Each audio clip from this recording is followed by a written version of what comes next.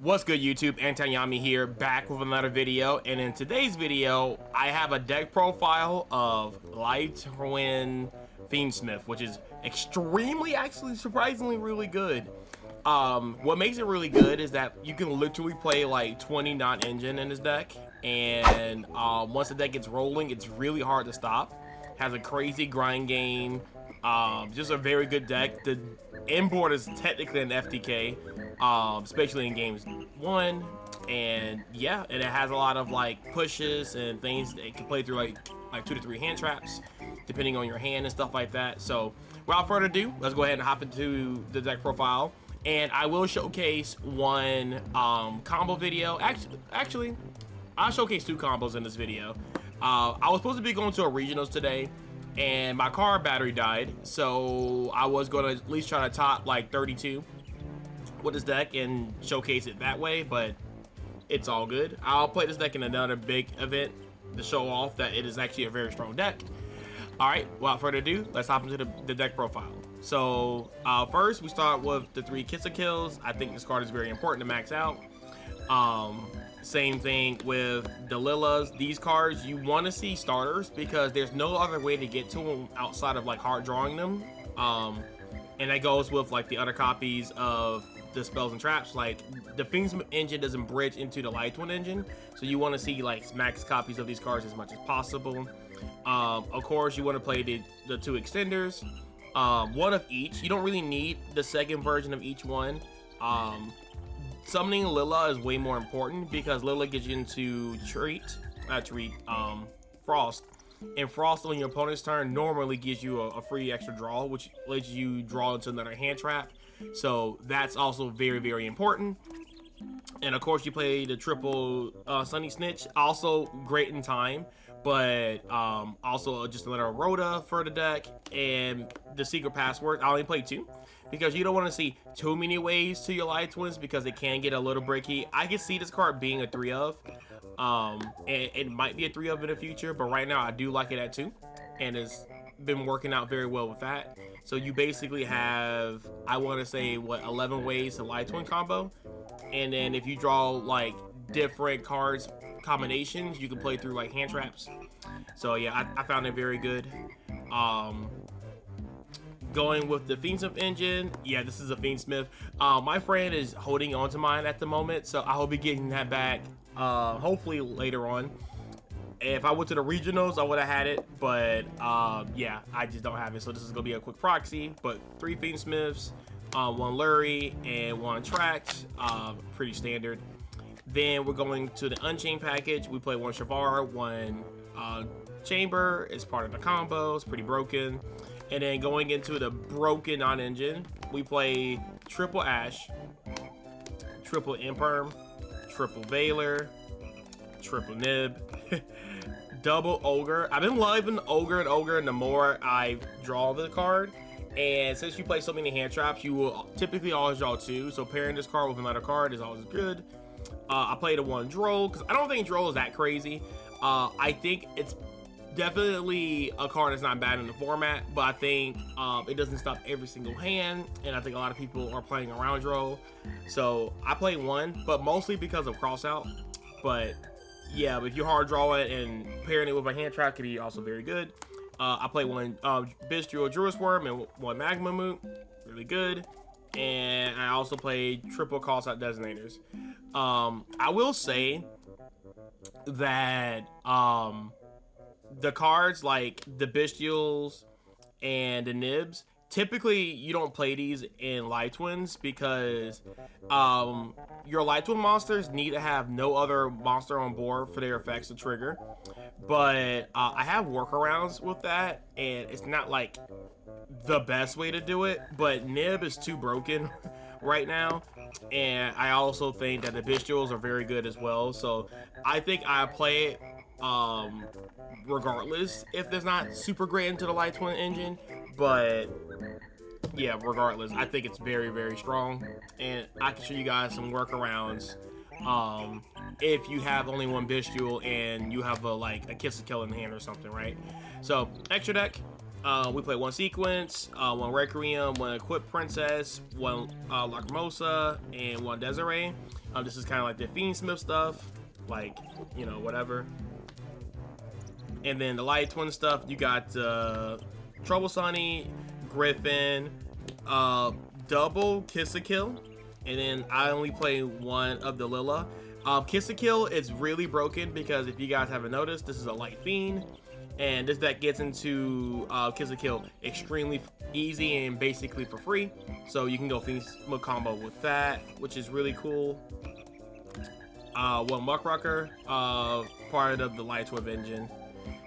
Then you have the Unchained engine. Yeah, I mean, these cards are just broken. And of course you have the SP Little Knight and the High King Caesar. So that is that. For side deck, what I would have been playing at the tournament. Triple Mo Chummy, this card is insane, especially in this deck because you draw into like more hand traps and you should see more ways to play going second. Pretty good. Spooky Dogwood, I know this card's been getting a lot of flack recently, but outside of like time purposes, it's very good into Tempai. It's also very good into decks that like lock you out for a turn. So like, for example, if you go against like Satyrion or whatever, right, you could draw this card, gain a ton of life points. You don't die when they go for the Calamity Lock, and then you could probably push back on like turn 4 or whatever, but whatever. But yeah, it's mostly different time. And also I'll play cross out, so I can also cross out their Dogwood, stuff like that, so whatever. Triple Phantasme, just another consistency card. And yeah, again, it puts a monster on board, but I think it's also very much worth it and consistent. Which hence why I also play the triple droplets, because you can put monsters on your side of the board with the hand traps, and then you can double up and use droplets as like, you could clear the monsters and then negate the board and then normal summon a Light Twin. Or there's been cases where I would normal summon a Light Twin, they impermanent it, I droplets, send it off to the grave, negate something, and then I would special summon another Light Twin. And then the Light Twins are, I don't believe they're once per turn. I forget if they are once per turn or not. But since they're summoned and there's no other monster on board, then it affects the trigger to summoning another one. So yeah, that came up a lot. So, because you know, obviously you want to stop the Light Twin stuff. It's really important. One Talents, and one Baldrake, one Juris Worm, just more Bestials. I think Bestials are crazy. And there's been games where I don't even draw a single Light Twin, and I go like Bestial beatdown with the Fiendsmith, and it gets me there. Talents is just another card. I couldn't think of another card. I didn't want to play another Bestial. But this is also really important too, because like some people are on Talents, and Talents going first is pretty important because you can cross it out if they try to break your board that way. So yeah, I think it's a strong card. And yeah, that's it for the deck profile. Let me show you guys, I guess I'll give you guys 2 combos and we can go from there. All right, see you guys at the combo. I'm gonna show off the one Light Twin combo. So you know what's summon Lilla effect to special summon out Frost. Then you will link these 2 off.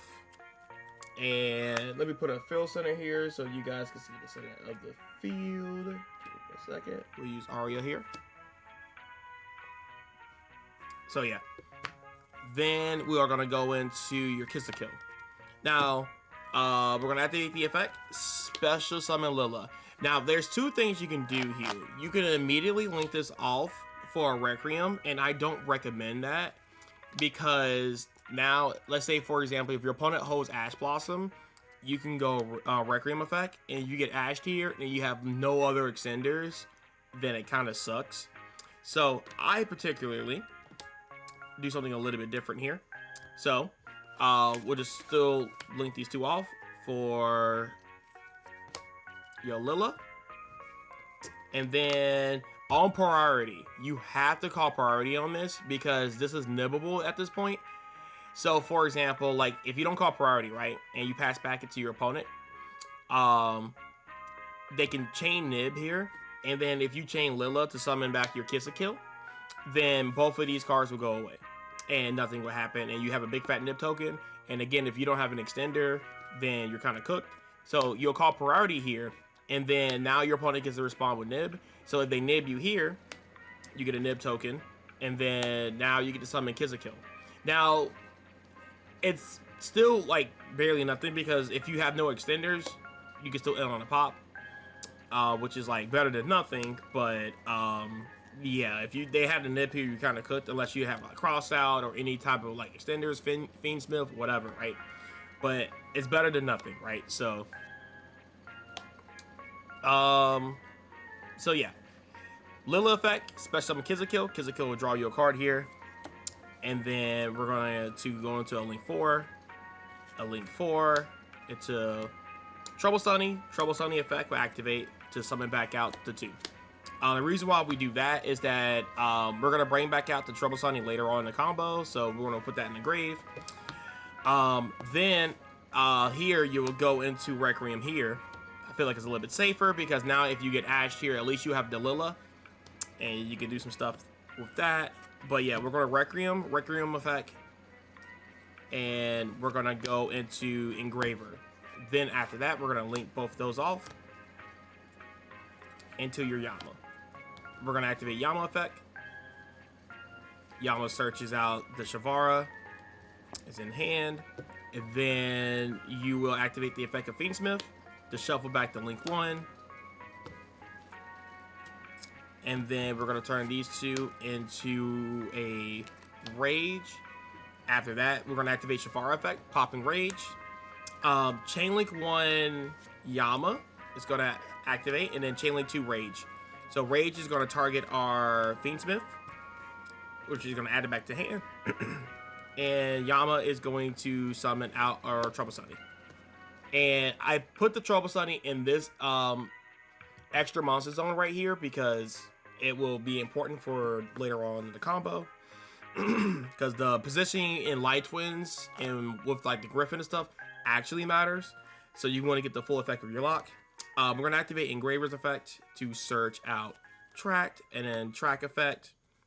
It's going to special summon Lurie from the graveyard by adding to hand and discarding it. Then we're going to link these 2 off into your sequence. Shavara is going to activate the Scepter Chamber.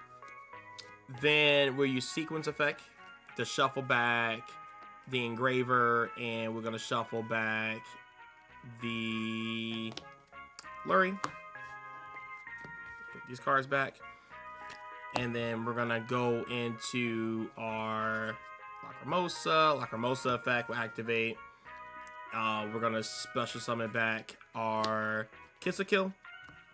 Then we're going to link these 2 off for a Griffin. And then I'll activate the effect of Griffin to pitch a card from my hand. And we're going to set back the track for like more follow-up. And then we're going to draw a card. So it replaces the card you discard. Usually I discard like duplicate hand traps or things of that nature. Cards are just pretty much dead. And just draw a new card. And again, you get guaranteed follow-up with that. And this is your end board. Now, it doesn't look like much, but again, we all know that Rage is like insane. And your opponent's underneath a Griffin Floodgate. And you have an extra draw on top of another Frost draw. So you have a chance to see like 2 more hand traps. And then, of course, they got the SP Little Knight with the Rage. And then people think like, oh, well, the Trouble Sunny is pointing towards this extra monster zone, so they're going to summon monsters in the extra monster zone. This is where the part where you will chain her effect, and then we're going to summon Kiss-a-Kill and Lilla, and now you get a draw pop, and now there's no monsters pointing up, so yeah, they're locked out because of Nightmare Griffin. And then, of course, if you activate Chamber for Rage, and then you can suck up a monster, and then go into SP Little Knight, banish another monster, and then you still got SP Little Knight to banish, and yeah, it's pretty much over. Also, like, really cool follow-up with this deck, if you guys don't know, is that you can actually start your turn with this, by linking off the Kill for the Requiem, and then you can actually use Lilla effect to bring it back. Yeah, it's actually just really insane what this deck can do, just because this is a light fiend. But let me showcase off a 2-card combo, and the only difference is it's going to end on a Rage on the end board instead of Lacrimosa. So let me showcase what that would look like. Okay, so for combo number 2, it's just basically your Light Twin summon plus Extender, and it could be any of the spell cards as well. So first, you would open up with Lilla. It's going to look literally the same as last combo. We're going to special summon Kill from the deck, and then we're going to link these off into our Kill. Then we're going to special summon back, and then like I said before, we're going to link these two off because I feel like this is a little bit safer into Lilla. Then we're going to use Lilla's priority effect to summon out the Kill, draw a card. Then from there, we're going to link these off for Trouble Sunny, and then we'll use Trouble Sunny's effect to bring back out the 2 links. Then this is the part where you would special summon this. Then next, we're going to link off into a Requiem. Requiem gets us into Fiendsmith. Then from there, we will try to link these two off for a Yama. And then we're going to the Unchained stuff. We search this. And then we link these two off since we have the extra body into like a Rage. Effect, pop. Same as the last. Pretty much the same thing. It's a pretty linear combo. Of course, we go Yama 1, Rage 2. Rage is going to add back the Fiendsmith, just like we did last combo. Then we're going to activate the effect of Engraver. And Engraver is going to search out our track. We're going to activate tracks. Lurry. And then we're going to link these two off into a sequence effect. It's going to actually shovel back your Lurry and Requiem. I couldn't find them for a second. I was like, did I even summon them? So we're going to shuffle these two back. And then we're going to make our Lacrimosa. Lacrimosa is going to actually summon back out our Kill. Oh, this looks really familiar. We're going to link these two off for Griffin. Discard set, draw a card. And then we're going to set the track. Oh, I forgot to set off the Shavara. Sorry, going way too fast here. But yeah, you're supposed to set off the Shavara when you make the sequence. And then from there, since we didn't use our Engraver effect in the grave, we're going to special summon it by shuffling back the sequence back into the extra deck. And then now we overlay all this into a Caesar for 2. And I typically put this card in defense to play around like Lightning Storm a little bit better, just in case I go against like Tempai or whatever. But now you pretty much have the same end board, except for now you end on a Caesar.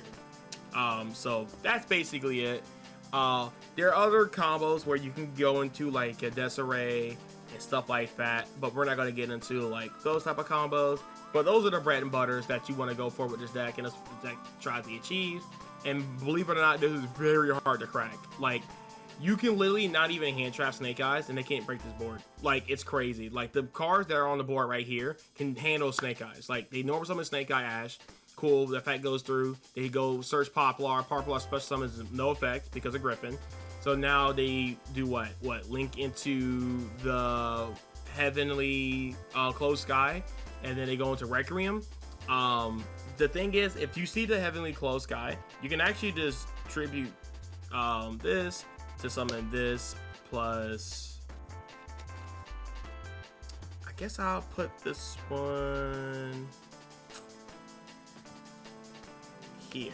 No, I think you will do this and this because I'm trying to figure out a way whenever you want an Abominable Chamber. What's the best setup for this? Because I want both of these to trigger. It'll be this, I guess. So you'll pop the Heavenly Moon card, whatever, and now they don't have access to the Fiendsmith engine, and they go Black Witch, it won't resolve because of Griffin, so they lose. And then of course you got your two Caesar negates here, and then of course you got your Chamber if they happen to like remove one of these cards, since technically Chamber will come out with no effect because of Nightmare Griffin. But depending on the ordering, you could probably have Nightmare Griffin, or sorry, the Rage come out first, and then you go into your Trouble Sunny plays. So yeah, it just depends on how you do ordering and stuff like that. But yeah, that's it for the combos. I hope you guys enjoyed the video, and I will catch you guys in the next one. Peace.